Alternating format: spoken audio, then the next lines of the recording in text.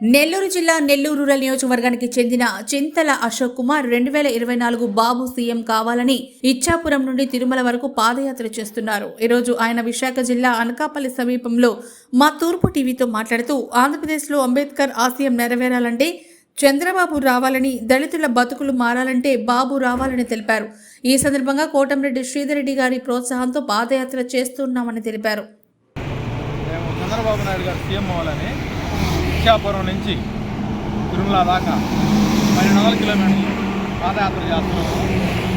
ఎందుకు చేస్తామంటే ఈరోజు మన రాష్ట్ర పరిస్థితి చూస్తే ప్రతి ఒక్కటి ఇచ్చిన హామీలు నెరవేర్చకుండా 2024 ఎలక్షను ఓటు అడిగేదానికి వచ్చేటప్పటికి పూర్తి మద్యం నిషేధం చేస్తానని చెప్పిన ఈ జగన్మోహన్ రెడ్డి ఈరోజు దేశంలో కల్లా అత్యధిక రేట్లు మద్యం కానీ, అదేవిధంగా డీజిల్, పెట్రోలు ఆ రోజు ఆనాడు శాసనసభలో పక్క రాష్ట్రాల కంటే మన రాష్ట్రాల్లో 7 రూపాయలు 8 రూపాయలు ఎక్కువ ఉందని చెప్పి చంద్రబాబు నాయుడు గారితో మాట్లాడిన శాసనసభ మాటలు ఈరోజు అంతకు మించి దేశంలో ఎక్కడ లేని విధంగా మన రాష్ట్రంలో పెట్రోలు, డీజిలు, అదేవిధంగా నిత్యావసర వస్తువులు ప్రతి ఒక్కటి సామాన్యుడికి ఈ చేతితో 10 రూపాయలు ఇచ్చి ఈ చేతితో 100 రూపాయలు తీసుకుంటున్న పరిస్థితి ఈరోజు మనం చూస్తున్నాము.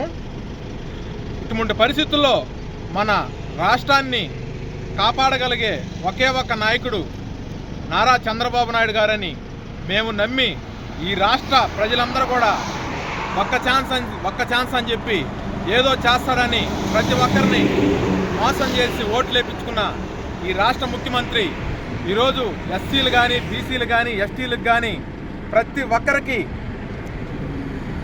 తల మీద ఒక బండరా వేసినట్టు ప్రతి ఒక్క వస్తువు మీద అధిక రేట్లు పెంచేసి ఎవరైతే వాళ్ళ ఎమ్మెల్యేలు, వాళ్ళ మంత్రులు బాగుపడటం తప్పితే ఈ రాష్ట్రంలో ఒక్కరు కూడా బాగుపడే దాఖలాలు లేవు.